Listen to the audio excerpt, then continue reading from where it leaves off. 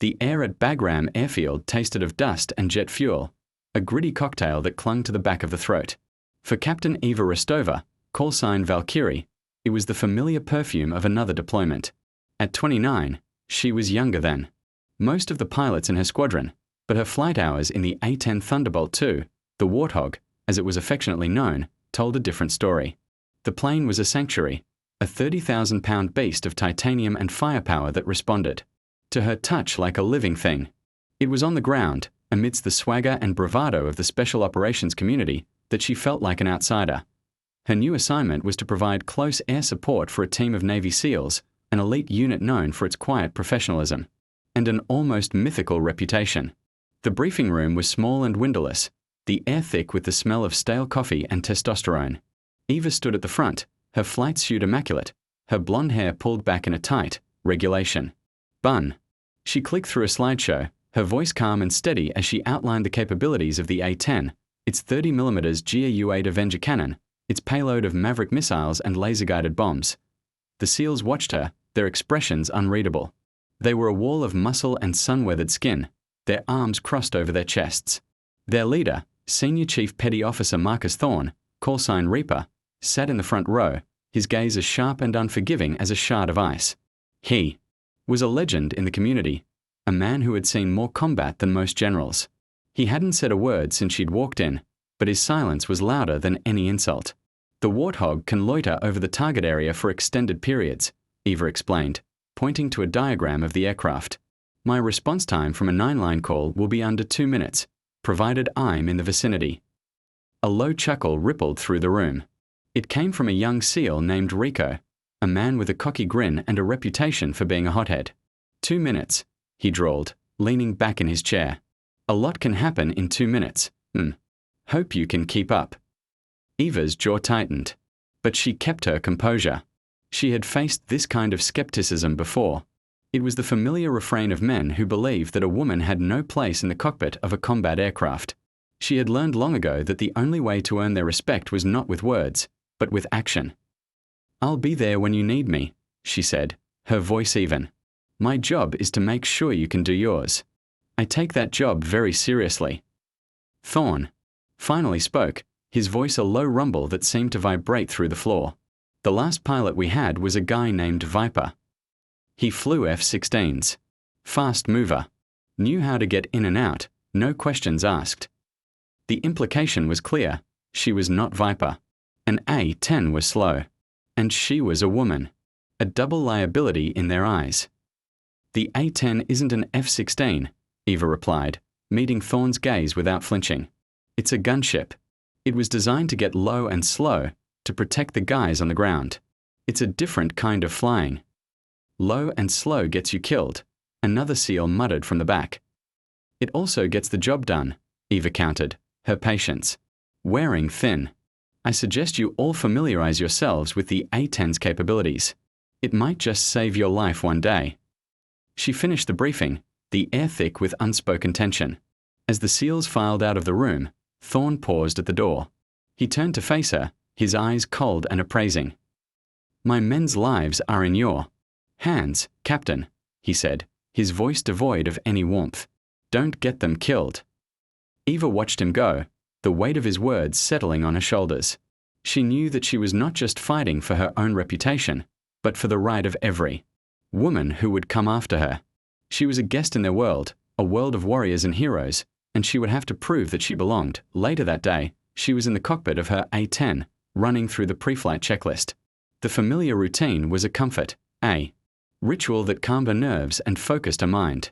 She loved the Warthog, its rugged, no-nonsense design. It was not a sleek, beautiful aircraft like the F-16. It was a brute, a flying tank, built for one purpose: to kill the enemy and protect the innocent. As she taxied onto the runway, she saw the SEALs' convoy of armored vehicles heading for the base gates. They were heading out on a reconnaissance mission, a routine patrol into the volatile countryside. Eva's job was to be their eye in the sky, their guardian angel. She pushed the throttles forward, and the Warthog surged down the runway, its twin engines roaring to life. The aircraft lifted into the air, the ground falling away beneath her. She was in her element now, the doubts and insults of the men below fading into insignificance. Up here, She was not a woman in a man's world. She was a pilot. And she was the best there was. She circled high above the convoy, a silent, unseen protector. The landscape below was a patchwork of brown and green, a rugged, unforgiving terrain that held 1,000 hidden dangers. She scanned the ground, her eyes searching for any sign of trouble, any hint of an ambush. The hours passed slowly. The sun beat down on the cockpit, and the air grew thick and heavy. The SEALs' voices crackled over the radio, their communications, brief and professional. They were moving through a narrow valley, the high ground on either side providing perfect cover for an attack. Eva felt a knot of unease tighten in her stomach. This was a bad spot, a classic kill zone. She keyed her MIC. Reaper, this is Valkyrie. How's it looking down there? Thorne's voice was curt. We are fine, Valkyrie. Just keep your eyes peeled. Eva wasn't convinced. She descended to a lower altitude, her heart pounding in her chest. She knew she was pushing the boundaries of the mission parameters, but she had a bad feeling she couldn't shake. She had to get a closer look. As she came around a rocky outcrop, she saw it. A glint of metal in the rocks above the valley. A muzzle flash. Then another. The radio erupted in a cacophony of shouting and gunfire. Contact. Contact. Ambush. The SEALs were caught in the open, pinned down by a hail of machine gun fire from a dozen different positions. Eva's blood ran cold. This was it. The moment of truth. The moment she had been preparing for her entire life. She banked the A-10 hard. The G-forces pressing her into her seat. Reaper, I have eyes on the enemy positions, she said, her voice a mask of calm. I'm coming in. Thorne's voice was strained, breathless. Negative. Valkyrie. You're too close. You'll hit us. Trust me, she said, her voice low and determined. She lined up her first run, the crosshairs of her heads-up display settling on a machine gun nest perched high on the ridge. She squeezed the trigger, and the GAU-8 Avenger erupted with a deafening roar, a stream of 30mm cannon shells tearing into the rock, turning the enemy position into a cloud of dust and debris. 1 down. 11 to go. She pulled the Warthog up, the ground rushing past just feet below her wings. She could see the faces of the SEALs below, their expressions a mixture of terror and awe. They had never seen anything like it. They had never seen a pilot fly so low, so fast, so fearlessly. She came around for another run, the enemy fire now concentrated on her. Bullets pinged off her fuselage, the titanium armor holding strong. She ignored the warning lights flashing. On her console, the blaring alarms. She had a job to do. She was Valkyrie. And she would not fail. The world outside Eva's cockpit was a blur of rock and fire. The A-10, a machine built for punishment, shuddered as enemy rounds stitched across its wings. Warning lights blinked across her console like a string of angry red eyes, each one a testament to the danger she was in. But Eva's focus was absolute, narrowed to the sliver of desert landscape visible through her heads-up display. The SEALs were trapped, and she was their only way out. Down in the valley, Marcus Thorne pressed himself against a rock, the dust kicked up by Eva's cannon run still settling around him. He risked a glance upward and saw the Warthog, a dark, avenging angel, silhouetted against the unforgiving Afghan sun. He had been wrong about her. He had let his prejudice, his old-school notions of who belonged in a cockpit, cloud his judgment. Now, his life and the lives of his men depended on the very person he had so casually dismissed. Rico, status. Thorne yelled over the din of battle. Pinned down, Chief, came the reply, punctuated by the sharp crack of Rico's rifle. They are dug in deep. We can't move. Thorne keyed his own radio. Valkyrie, this is Reaper. We are taking heavy fire from the East Ridge. Can you suppress? Solid copy, Reaper. Eva's voice crackled back, impossibly calm amidst the chaos. On my way. Eva had been born for this. Her father, a decorated Air Force colonel, had raised her on a diet of aviation history and stories of aerial heroism. From the moment she first saw an A-10 at an airshow as a little girl, she knew her destiny was in the sky. She had fought for it, tooth and nail, through the grueling years at the Air Force Academy, where she was one of only a handful of women in her class. She had endured the sneers and the whispers, the constant insinuation that she was only there to fill a quota. She had pushed herself harder, studied longer, and flown better than all of them. Driven by a burning need to prove them wrong, she had earned her wings, but the battle was far from over. The aviation community was a tight-knit brotherhood, and she was an outsider. She had to be twice as good to be considered half as competent. Every flight, every mission, was a test, and she had passed them all, with flying colors. But this was different. This was not about proving herself. This was about saving lives. She rolled the Warthog onto its side, the ground a dizzying kaleidoscope of brown and grey. She could see the muzzle flashes from the east ridge, a string of deadly fireflies winking in the shadows. She lined up her run, her thumb hovering over the trigger. Danger close, Valkyrie, Thorne's voice warned in her ear. I say again, danger close. I see them, she replied, her voice a low growl. She was flying lower now, the jagged peaks of the ridge flashing past her canopy. She could feel the heat of the explosions, the percussive force of the cannon shells striking their targets. She was a part of the battle, not just an observer. She was in the thick of it, her fate intertwined with the men on the ground. She unleashed another torrent of 30mm rounds, the shells ripping into the enemy positions with surgical precision. She saw bodies fly, machine guns silenced. The fire from the east ridge slackened, then stopped altogether. Good hit, Valkyrie. Good hit. Rico's voice shouted over the radio, a note of genuine admiration in his tone. More where that came from, Eva said, her voice steady, but the battle was far from over. As she pulled up from her run, a new threat emerged. A plume of smoke and dust erupted from a cave high on the western ridge, followed by the unmistakable whoosh of a surface-to-air missile SAM launch. SAM launch. Thorne's voice screamed. In her headset, Eva's training took over. She banked hard, deploying a cloud of flares, brilliant magnesium decoys designed to fool the missile's heat-seeking guidance system. The missile, a streak of white against the blue sky, veered sharply, chasing the flares as they fell away. It exploded harmlessly in the distance, a silent puff of smoke. Eva's heart was pounding, a frantic drum against her ribs. That was too close. They had a SAM. This was no ordinary group of insurgents. These were well-equipped, well-trained fighters. Reaper, they have a man-pads, she said, her voice tight. I can't stay low. I have to gain altitude. Understood, Valkyrie, Thorne replied, his voice grim. We are still pinned down. We can't move. Eva climbed, the Warthog clawing its way back into the relative safety of the higher altitudes. But she felt helpless, a distant observer once again. She could see the battle unfolding below, a desperate struggle for survival, but she was too high to make a difference. The A-10 was a close air support platform. It was designed to be down in the dirt, not circling at 10,000 feet. She watched. As the SEALs tried to break out of the kill zone, their movements hampered by the constant barrage of enemy fire. They were taking casualties. She could hear the desperation in their voices, the pained grunts, the frantic calls for a medic. Her father's words echoed in her mind, a memory from a long-ago conversation. The plane is just a machine, Eva, he had told her. It's the pilot that makes the difference. It's the will to win, the courage to push the limits, that separates the good from the great. She knew what she had to do. It was a risk, a massive one. It was against every rule in the book. But the men on the ground were dying, and she was the only one who could save them. She keyed her MIC, her decision made. Reaper, this is Valkyrie. I'm going back in. Negative, Valkyrie. Thorne's voice was adamant. They have a SAM. It's too dangerous. They're expecting me to stay high, she said, her voice a mixture of defiance and desperation. They won't be looking for me in the weeds. She pushed the stick forward, and the Warthog plunged into a steep dive, the ground rushing.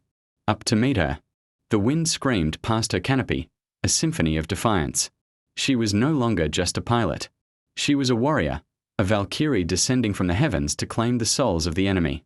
She was flying lower than she had ever flown before, the rocky terrain a blur of motion just feet below her. The manual said it was impossible, suicidal. But the manual had not accounted for the heart of a warrior. And Eva Rostova had the heart of a lion. The A-10 screamed down the valley, its shadow a fleeting cross on the sun-scorched earth. Inside the cockpit, Eva Rostova was a study in controlled intensity. Her hands moved with practiced economy over the controls, her eyes darting from the heads-up display to the terrain rushing past her canopy. The altimeter was a blur, the numbers spinning backward at a dizzying rate. She was flying well below the minimum safe altitude, A daredevil act of desperation that defied every regulation she had ever been taught. On the ground, the SEALs could only stare in disbelief. They had seen aggressive flying before, but this was something else entirely. It was a controlled recklessness, a ballet of violence that was both terrifying and beautiful. The Warthog was a whisper of impending doom, its engines a low hum that was felt as much as heard. "What is she doing?" Rico breathed, his voice a mixture of awe and fear. "She's saving our asses, that's what she's doing," Thorne growled back, his eyes glued to the approaching aircraft. The enemy fighters, emboldened by their successful SAM launch, had begun to press their advantage. They were moving down from the high ground, their progress a slow, inexorable crawl. The SEALs were caught in a tightening noose, their ammunition running low, their situation growing more desperate by the second. Eva saw the enemy fighters, a swarm of ants crawling over the rocky landscape. They were confident, arrogant, believing. The sky was theirs. They were wrong. She had a plan, a wild, audacious gamble that had formed in her mind in the split second she had decided to dive. The SAM launcher was in a cave on the western ridge. It was a fortified position, impervious to a conventional bombing run. But the A-10 was not a conventional aircraft. And she was not a conventional pilot. She leveled out, the Warthog's wings mere feet from the valley floor. She was using the terrain as a shield, a natural barrier that would mask her approach from the SAM operator. It was a dangerous game of cat and mouse, a high-stakes gamble with her life and the lives of the men on the ground. She flew past the SEAL's position, a fleeting glimpse of upturned faces, of wide, unbelieving eyes. She gave them a slight waggle. Of her wings, a silent acknowledgement, a promise. Then she was gone, a phantom disappearing into the labyrinth of canyons and ravines. "Where is she going?" One of the younger SEALs asked, his voice laced with panic. "She's hunting," Thorne said, a slow smile spreading across his face. He was beginning to understand. He was beginning to believe Eva navigated the treacherous terrain with a skill that bordered on the supernatural. She was one with the machine, the A-10 an extension of her own body. She knew its limits, its capabilities, its every nuance. She had spent countless hours in the simulator, practicing for just this kind of scenario, a scenario that the instructors had dismissed as cowboy nonsense. She found what she was looking for, a narrow, winding canyon that snaked its way up the western ridge, a back door to the SAM site. It was a tight fit, a needle she would have to thread with a 30,000-pound machine. A single mistake, a moment's hesitation, and she would be a fiery wreck on the canyon floor. She took a deep breath, her heart a steady rhythm in her chest. "Here we go," she whispered to herself. She banked the Warthog into the canyon, the rock walls a claustrophobic blur on either side of her. She was flying on instinct now, her senses alive, her mind a razor-sharp instrument of calculation and control. She could feel the air currents, the subtle shifts in wind and pressure. She was a part of the landscape, a predator stalking its prey. The canyon twisted and turned, a natural slalom course designed by a malevolent god. She danced the Warthog through the narrow passages, her movements fluid and precise. She was not just flying the plane. She was wearing it. She saw the cave ahead, a dark, gaping maw in the side of the mountain. The SAM launcher was just inside, its crew no doubt feeling secure, protected, invincible. They had no idea what was coming. She lined up her run, her thumb on the trigger. She had one shot at this, one chance to get it right. She unleashed the GAU-8 Avenger, the cannon a deafening roar that echoed through the canyon. The 30mm shells, a stream of depleted uranium, tore into the cave, a torrent of destruction that ripped through rock and metal and flesh. The world erupted in a ball of fire and smoke, a secondary explosion rocking the canyon as the SAM's own warhead detonated. Eva pulled up hard, the Warthog climbing out of the canyon, a phoenix rising from the ashes. She had done it. She had taken out the SAM, but the fight was not over. As she cleared the ridge, she saw a new threat. A pair of enemy Hind helicopters, heavily armed gunships, were descending on the SEALs' position, their rocket pods glinting. In the sun, the SEALs were exposed, vulnerable. They had no defense against an aerial attack. They were dead men. Eva's blood ran cold. She was out of flares, her cannon nearly empty. She had one Maverick missile left. One missile to take out. 2 Hinds. It was an impossible shot. The Maverick was an air-to-ground missile, not designed for air-to-air combat. But she had no choice. She keyed her MIC, her voice a mixture of grim determination and icy calm. "Reaper, I've got 2 Hinds inbound. I'm engaging.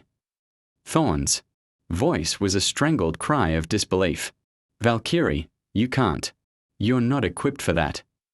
I am today, she said, her voice as hard as steel. She pushed the warthog into a steep climb, her eyes locked on the two hinds. They were flying in close formation, a fatal mistake. She had a crazy idea, a 1 in a million shot. But it was. The only shot she had, she targeted the lead hind, the missile's guidance system locking onto the heat of its engines. But she didn't fire. Not yet. She waited, her timing critical. She had to let them get closer, closer together, the hinds. Opened fire, their rockets streaking towards the SEAL's position. The ground erupted in a series of explosions, the SEALs scattering for cover now. Eva hissed. She fired the Maverick. The missile shot from its pylon, a streak of white smoke against the blue sky. It flew straight and true, a guided missile. With a mind of its own, but it wasn't aimed at the lead hind. It was aimed at the space between them. The missile's proximity fuse did the rest. It detonated in the air, a massive explosion that engulfed both helicopters in a ball of fire. The two hinds, a moment before instruments of death, were now a shower of burning debris raining down on the valley floor silence, the battlefield. A moment before a cacophony of gunfire and explosions, was suddenly, eerily quiet. Eva circled the valley, her heart pounding in her chest. She looked down at the SEALs, who were emerging from their cover, their faces a mixture of shock and disbelief. They were staring up at her, at the warthog, at the woman who had just saved their lives. She had done the impossible. She had flown. Lower than the manual allowed, she had taken out a fortified SAM site, and she had shot down 2 enemy helicopters with a single missile. She had broken every rule in the book. And she had won, but as she looked at her fuel gauge, a cold knot of fear tightened in her stomach. The needle was on empty. She didn't have enough fuel to make it back to Bagram. She was going down. The silence in Eva's cockpit was a stark contrast to the chaos that had just unfolded. The only sound was the high-pitched whine of the engines, and the insistent, rhythmic beep of the low fuel warning. It was a death knell, a countdown to the inevitable. She was a ghost in the sky, a pilot on borrowed time. She scanned her instruments, her mind racing, searching for a solution, a miracle. There was none. The numbers didn't lie. She had pushed the warthog to its absolute limit, and now it was demanding its price. She was hundreds of miles from Bagram, over hostile territory, with nothing but fumes in her fuel tanks. Down below, the SEALs were still processing what they had just witnessed. They had seen courage before, had seen acts of incredible bravery. But this was different. This was a level of skill and audacity that bordered on the divine. The woman they had mocked, the pilot they had dismissed, had just single-handedly turned the tide of a battle they were moments away from losing. Thorne was the first to break the stunned silence. He keyed his radio, his voice thick with an emotion he couldn't quite identify. It was a mixture of gratitude, awe, and a profound sense of shame for his earlier behavior. Valkyrie. We. He struggled for the words, the hardened SEAL, the man of few words, suddenly at a loss. We. Oh, you won. Eva's voice came back, and for the first time, Thorne could hear the strain, the exhaustion, the quiet resignation. Glad I could help, Reaper. But I have a problem. What is it, Valkyrie? Thorne asked, a sense of dread creeping into his voice. I'm out of gas, she said, her voice flat, matter-of-fact. I'm not going to make it back. The words hung in the air, a chilling pronouncement of doom. The SEALs looked at each other, their expressions a mixture of horror and helplessness. They had just been saved, only to have their savior snatched away from them. There has to be something we can do, Rico said, his voice pleading. We can't just leave her up there. Thorne was already on the radio to Bagram, his voice. A torrent of urgent, clipped sentences, demanding a search and rescue mission, a tanker for aerial refueling, anything. The response was grim. A rescue mission was too risky. A tanker would never make it in time. The official recommendation was for Eva to find a flat piece of land and attempt a belly landing, a controlled crash. It was a long shot, a desperate gamble with a low probability of success. Eva knew the odds. A belly landing in a warthog, in this terrain, was a suicide mission. The plane was a flying tank, but it was not designed to land without its gear. The impact would be catastrophic. She looked down at the rugged landscape, a patchwork of rocks and ravines. There was no flat piece of land, no runway, No hope, but then she saw it. A stretch of road, a dusty, forgotten highway that snaked its way through the valley. It was straight, relatively flat, and just long enough. It was her only chance. "Reaper, I see a road," she said, her voice a newfound sliver of hope. "I'm going to try to put her down there." Thorne's heart sank. A road. It was better than nothing, but it was far from ideal. It was narrow, uneven, and probably littered with debris. But it was her only shot. "We are on our way, Valkyrie," Thorne said, his voice a promise. "We'll be there to pull you out." The SEALs were already moving, piling into their armored vehicles, their new mission clear. They were going to save the woman who had saved them. Eva began her descent, her focus absolute. She was no longer thinking about the SEALs, about the battle, about the insults and the doubts. She was thinking about the landing. It was the most difficult, most dangerous maneuver she had ever attempted. It required a level of skill and precision that was almost inhuman. She lowered her landing gear, a prayer on her lips. The gear came down, but the indicator light for the nose gear was blinking.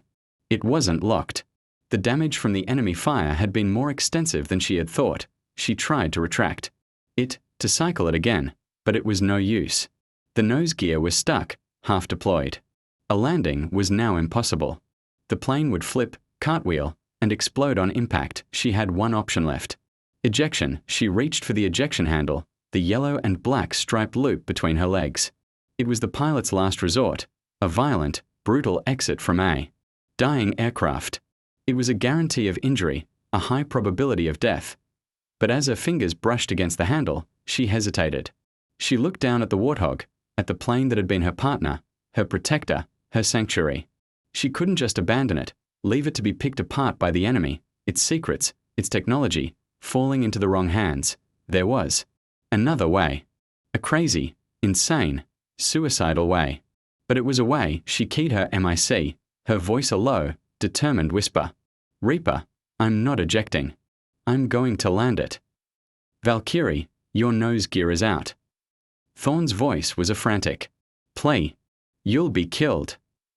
"I have an idea," she said, her voice a chilling calm. She was going to land the A-10 on its two main wheels, a delicate, terrifying balancing act. She would have to hold the nose up, using her engines and her control surfaces to keep the plane from tipping forward.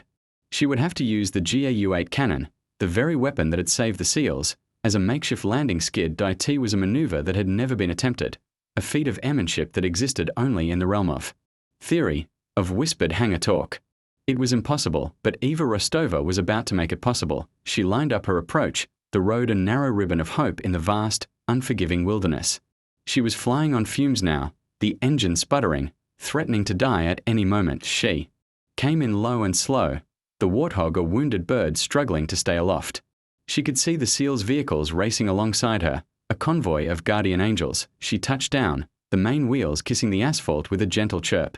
The plane lurched, threatening to swerve, but she held it steady, her feet dancing. On the rudder pedals, now for the hard part. She had to keep the nose up, to bleed off speed, to balance the 30,000-pound aircraft on two wheels. She pulled back on the stick, the engine screaming in protest. The nose of the Warthog, the housing for the massive GAU-8 cannon, scraped against the asphalt, a shower of sparks erupting in its wake. The sound was a deafening shriek of tortured metal, a sound that would haunt the dreams of the men who heard it. The plane was slowing, but not fast enough. The end of the road was rushing up to meet her, a sheer drop into a rocky ravine. She was not going to make it. She closed her eyes, a lifetime of memories flashing before her. Her father's proud smile, her first solo flight, the faces of the men she had served with, the men she had saved. This was it. The end of the line, but then, a miracle. The plane, as if imbued with a will of its own, a final act of defiance, shuddered to a stop, its nose hanging over the edge of the ravine's silence. Eva sat in the cockpit, her body trembling, her mind a blank slate. She had done it. She was alive. She reached up and unbuckled her helmet, the fresh air a welcome relief. She took a deep, shuddering breath, the smell of burnt rubber and hot metal filling her lungs. She had landed the unlandable. She had survived the unsurvivable. She had done the impossible, and in doing so, she had not only saved her own life, but she had cemented her legacy as a legend, a pilot whose skill and courage would be spoken of in hushed, reverent tones for generations to come. The woman they had doubted had become the hero they would never forget. The silence that followed the warthog's screeching halt was profound, a vacuum in which the only sound was the frantic beating of a dozen hearts. For a moment that stretched. Into an eternity, no one moved. The SEALs, frozen in their vehicles, stared at the impossible sight before them. The A-10, battered but intact, perched on the edge of oblivion, its nose hanging over the precipice like a stubborn bulldog refusing to yield. Then, the world came rushing back.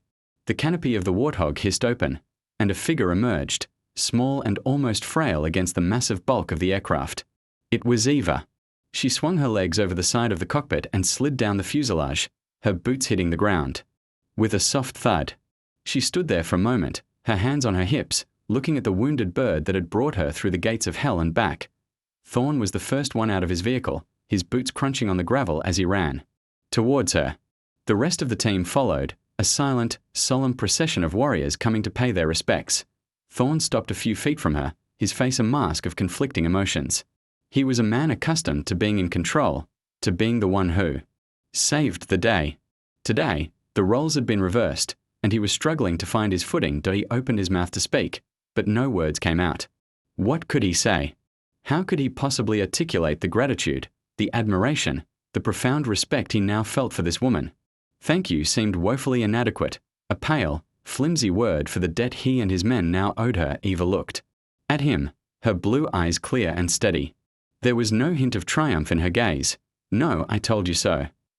There was only a quiet, weary strength, the look of a professional who had done her job, and done it well. You'd have done the same. For me, she said, her voice soft. And in that moment, Thorn knew that she was right. He would have. It was the code they lived by, the unspoken bond that united all warriors, regardless of their branch of service, regardless of their gender. He finally found his voice.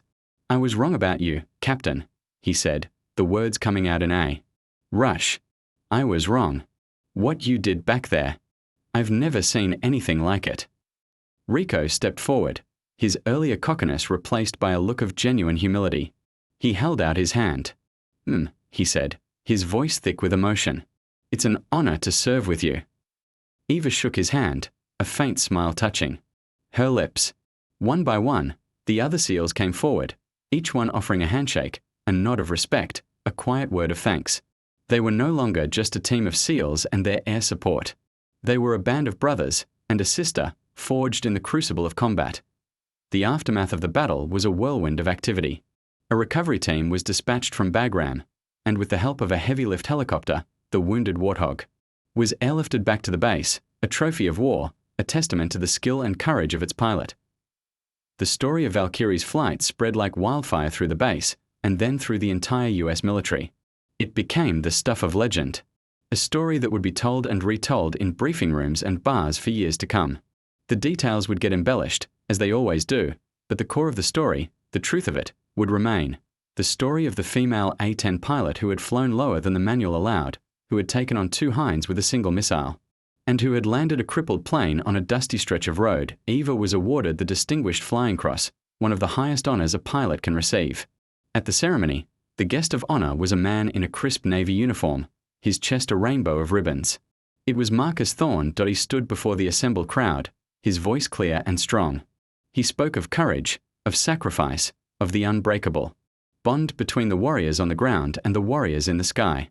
And then he spoke of Eva. I have served with some of the bravest men this nation has ever produced, he said, his eyes finding Eva in the front row. But I have never served with a finer pilot, or a more courageous warrior, than Captain Eva Rostova. She is living proof that courage knows no gender, that heroism knows no rank. She is the best of us. Eva listened, a lump in her throat. The medal was nice, the recognition was gratifying, but it was Thorn's words, the hard-earned respect of a man she had once considered an adversary, that meant the most. But her true reward came a few weeks later, in a quiet, unassuming moment. She was back in the cockpit of a new warthog, a new set of wings to carry her through the sky. She was on another mission, providing overwatch for another team of special operators. A call came over the radio, a familiar voice, a familiar call sign. Valkyrie, this is Reaper. Good to have you with us. Eva smiled. Good to be here, Reaper, she replied. She looked down at the ground below, at the rugged, unforgiving landscape of Afghanistan. It was a land of beauty and of danger, a land that had tested her, that had pushed her to the very brink of her limits. But it was also a land that had made her who she was. She was Captain Eva Rostova. Call sign, Valkyrie. A pilot, a warrior, a legend. And she was exactly where she belonged.